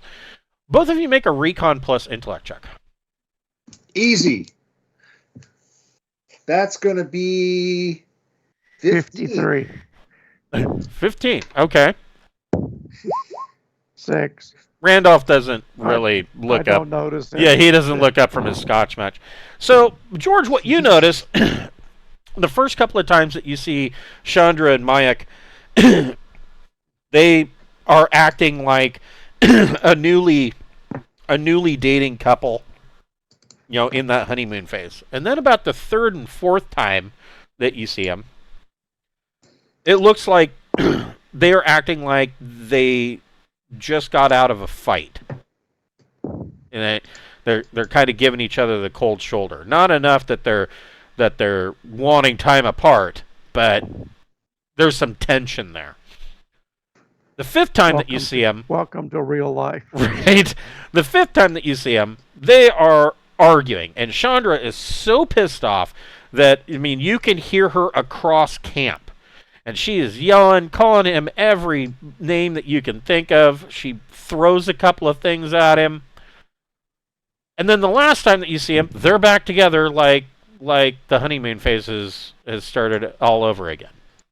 And so you have noticed that their relationship's kind of up and down constantly over the course of the 4 weeks that the 3 or 4 weeks that you're here on the planet. And so I blame the drugs. Right, and so at the end of the let's see. What are they eating that we haven't tested? Good point. So yeah, you're actually, it takes a little bit longer than expected. You're on the planet for 5 weeks, and you finally come back up to Revelation. And you are told that it is ready for its shakedown cruise.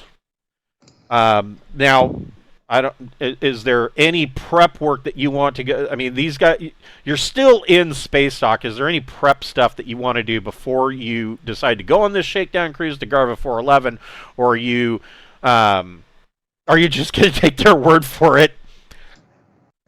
No, I want to go down to engineering and check the maintenance logs. Okay. So, maintenance logs. That's a good question. So there is.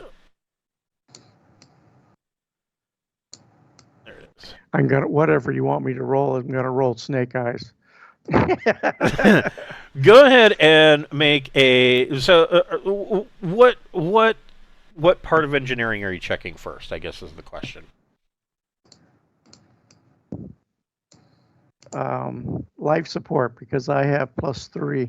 Okay, so go ahead and make a life support plus intellect. Which is 0. 12 works. Yeah, that'll do. So they have replaced every filter, and you've determined that all of the life support systems are working perfectly at capacity. Everything is in the green. And it looks like it should be that way for quite some time. Okay, maneuver drive. Okay, go ahead and make a M drive plus intellect check. That's a 2. That's a 9. Okay, so one of the things about this class's ship is that it did have some maneuver problems. Now, when I say that, though, the drive had some quirks to it. And the reason for that is that the maneuver drive the original maneuver drive was stripped out of the original ship, and it was replaced with a deep space maneuvering system. So, little known fact, or if we did bring it up, it was quite some time ago. So, regular maneuver drives, there has to be mass in the system for them to work. If you get out of the system, out past the edge of the Oort cloud, for instance, and into interstellar space, maneuver drives, their functionality drops to nearly nothing. So your thrust 4 would suddenly become like thrust 0.5. The deep space maneuvering system gets around that by essentially tricking the maneuver drive into generating a fake mass. It tricks it. And so, it was a new system. It was very quirky, and it seems that whatever's gone on in the time that you've been gone, or the time that it took you to get here, they hammered that out and fixed it. Oh, that's nice. That's very nice of them. Yeah, and I mean, the best thing about it is if you jump and there's a misjump, or you don't have any other choice and you end up in a blank hex, the maneuver drive, you will still have thrust 4. You can get to, hopefully, a comet or something like that you can suck dry for fuel.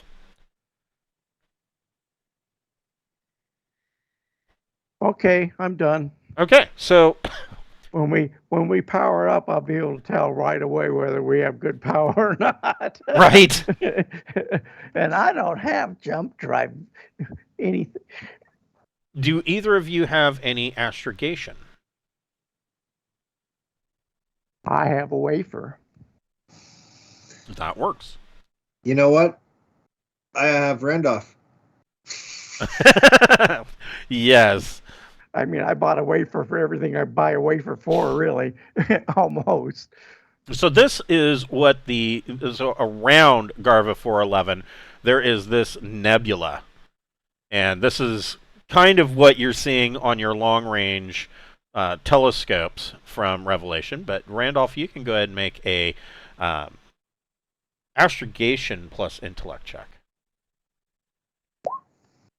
Perfect. 9. All right, and you kind of check this out, plot the course on the bridge. Does anybody have J drive, or do you want them to do it? Let them do it. Let them do it. Okay. I don't have it. Who normally does? Jack normally does. Jack, J drive. yes.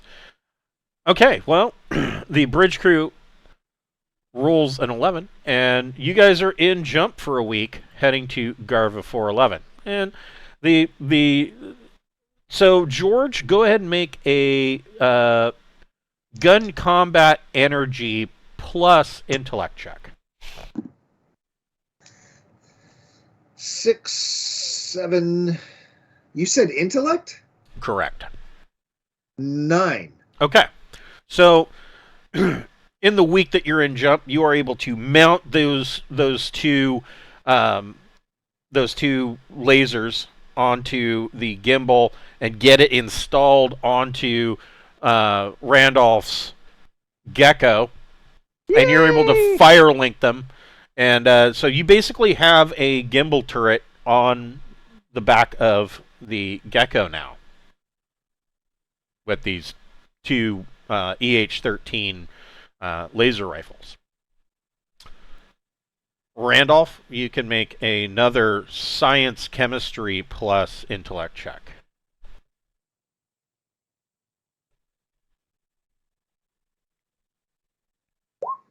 There you go. Wow. So you are able to refine your recipe for the still down in engineering. And you think that you will, in the near future, your next roll, you can make a mechanic plus intellect check to try and boost productivity. Cool. So at the end of the week, you come out of the Garva system, and this is the first thing that you see in the middle of the Garva system. Protostar. Neutron star. A neutron star? Yes. Oh my God. Yes. Stay away. Yes. And so your sensors immediately come back, and this is what it shows. And so in the middle, of course, is Garva 411, the neutron star. One is this is a completely empty zone. And then two, there is they call it a belt. It is a belt. It's almost, with a neutron star, that's almost going to be more similar to like an accretion disk. And so essentially everything between 2 and Garva 411, that was where the inner planets were. But when this thing went supernova, that all first of all, it ballooned in size, and then it went supernova, and probably this belt is partially what's left of those inner worlds. Number 3 is a terrestrial planet that has an exceptionally eccentric orbit. Let's see. It says, what does it say? Not much. So it's an eccentric orbit, and there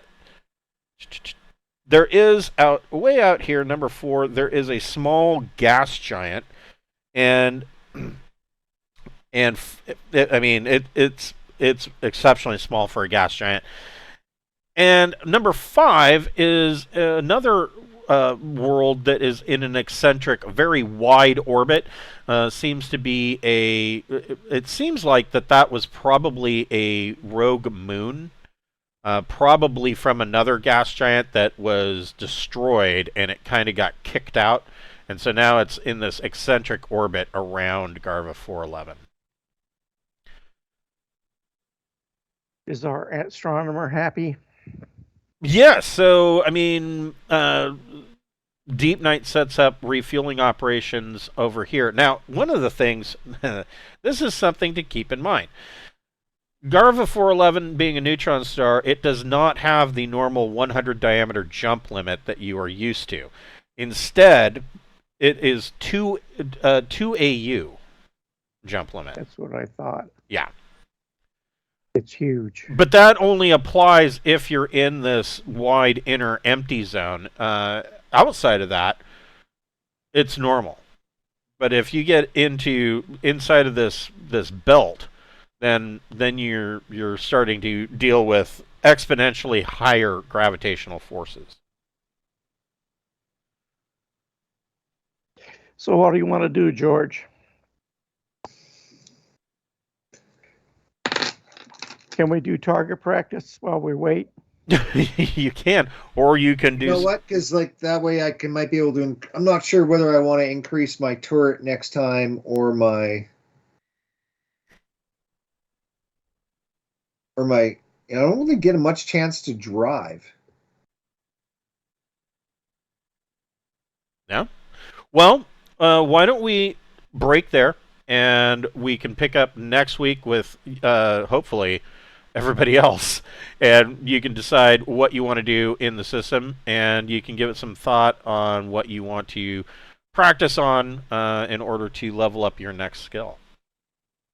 Perfect. All right. I will hopefully see everybody next week, and you guys have a good weekend. Thank you. You too, Chris. Have a good night, Randolph. Same with you. Go have some scotch, buddy. I need more scotch. Yes, you do. Always. Have a good night, guys. Okay.